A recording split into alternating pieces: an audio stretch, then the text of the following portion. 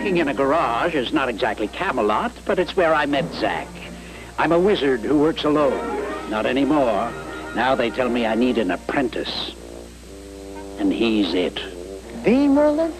You'd have to be over 1,600 years old. Well, I do 30 push-ups a day and I don't eat fried food.